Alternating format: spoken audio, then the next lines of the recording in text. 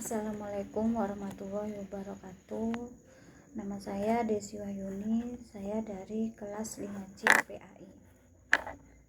Di sini saya akan membacakan kembali dari kelompok 6 tentang pengembangan instrumen evaluasi jenis tes. Yang terhormat Bapak Fikri Farikin, MPDI, selaku dosen pengampu mata kuliah evaluasi pembelajaran PAI. Pengembangan instrumen evaluasi jenis tes merupakan suatu proses yang penting dalam sistem pendidikan untuk mengukur pencapaian hasil belajar siswa. Instrumen evaluasi tes bertujuan untuk mengukur pengetahuan, keterampilan, atau sikap peserta didik sesuai dengan tujuan pembelajaran yang telah ditetapkan. Berikut adalah langkah-langkah dan penjelasan dalam pengembangan instrumen evaluasi jenis tes. Pertama, yang ke-1, menentukan tujuan tes. Tujuan tes harus jelas dan spesifik agar instrumen evaluasi yang dikembangkan dapat mengukur kompetensi yang relevan. Tujuan ini menunjuk pada aspek yang ingin diukur seperti pemahaman konsep, kemampuan problem solving, atau penguasaan materi tertentu. Tujuan tes juga menentukan jenis soal yang akan dibuat, apakah tes pengetahuan keterampilan atau sikap. Yang kedua, menentukan jenis tes. Ada beberapa jenis tes yang dapat digunakan untuk mengevaluasi hasil belajar, antara lain tes objektif.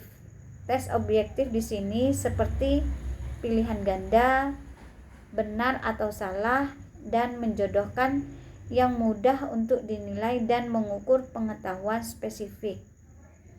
Tes subjektif.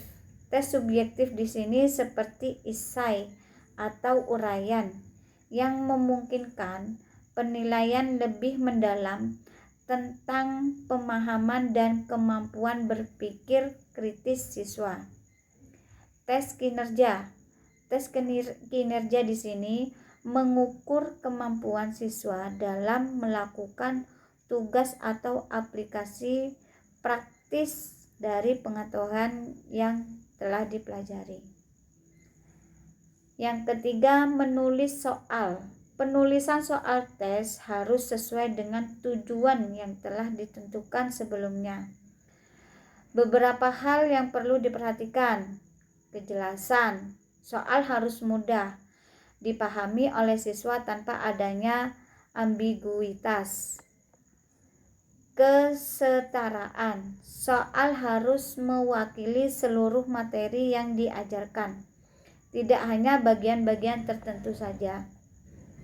Tingkat kesulitan. Soal harus disesuaikan dengan tingkat kemampuan siswa agar bisa mengukur pencapaian dengan tepat, yaitu soal yang tidak perlu mudah atau sulit, tidak terlalu mudah atau sulit. Format dan bahasa. Soal harus menggunakan bahasa yang sesuai dengan konteks pembelajaran dan disusun dalam format yang memudahkan siswa untuk memahami dan menjawab. Keempat, menentukan skor dan penilaian. Setiap jenis soal menentukan pedoman penilaian yang jelas. Untuk tes objektif, scoring biasanya lebih sederhana karena jawabannya sudah pasti benar atau salah. Namun untuk tes subjektif seperti esai diperlukan untuk penilaian yang lebih rinci untuk mengevaluasi kualitas jawaban berdasarkan beberapa kriteria seperti pemahaman, kejelasan, kedalaman analisis, dan lain-lain. Yang kelima, uji coba instrumen tes. Sebelum digunakan secara luas, instrumen tes perlu diuji coba. pada sampel kecil dari peserta didik untuk memastikan bahwa soal yang disusun efektif dalam mengukur kompetensi yang dimaksud. Uji coba ini berguna untuk mengevaluasi kejelasan soal, keseimbangan materi yang diujikan, serta tingkat kesulitan soal. Yang keenam, revisi dan penyempurnaan. Berdasarkan hasil uji coba, instrumen evaluasi dapat direvisi untuk memperbaiki kelemahan yang ditemukan, seperti soal yang membingungkan, kurang relevan, atau terlalu mudah, atau terlalu sulit. Proses ini bertujuan untuk menghasilkan instrumen tes yang valid dan reliabel. Yang ketujuh atau yang terakhir, validitas dan reliabilitas.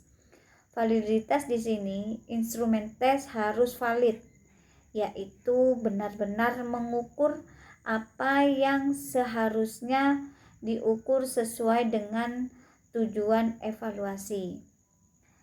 Reliabilitas. Instrumen tes harus dapat memberikan hasil yang konsisten jika diterapkan pada waktu yang berbeda dengan peserta yang berbeda. Terima kasih. Wassalamualaikum warahmatullahi wabarakatuh.